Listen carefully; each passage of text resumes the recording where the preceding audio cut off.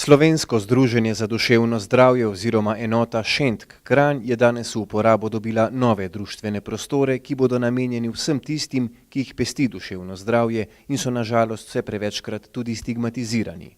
Še vedno velja zelo velika stigma, kar se tiče duševnega zdravja, in mi smo veseli, da našim uporabnikom lahko nudimo maksimalno, kar lahko, in kar pomeni tudi večje, boljše, lepše prostore, ki smo jih zdaj uredili na Jenkovi ulici 10.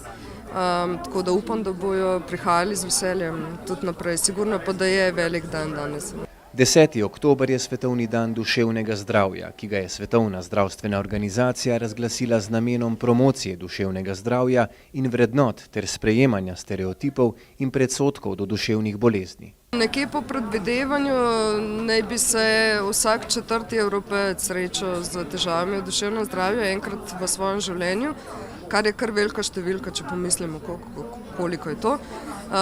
Stigma je pa zato, ker nekemu duševnemu bolniku se na prvi pogled ne vidi lahko, da je karkoli narobe z njim, in potem ljudje imamo majčken strah pred tem, da je očitno, kar ni očitno.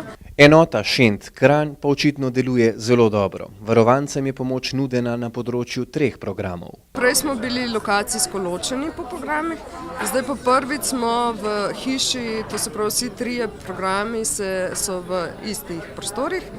Imamo program socialne vključenosti, kjer je v spredju bolj pomen zaposlovanja, ohranjanju delovnih navad in tako. Potem imamo stanovanjske enote, prvič, kjer nudimo 4 stanovanja uporabnikom, ki so že tako rehabilitirani, da rečem do neke mere, da lahko sami živijo. In pa dnevni center, kjer dnevno prihajajo naši obiskovalci, da se družijo na delavnice, različne aktivnosti.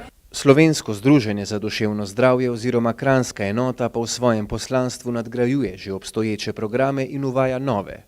Programe tako destigmatizacije in drugih.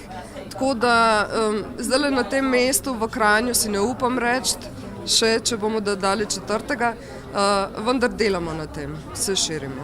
Duševne motnje so v današnjem svetu vedno pogostejše, zato v Šentu poudarjajo temo letošnjega dne – psihološka prva pomoč.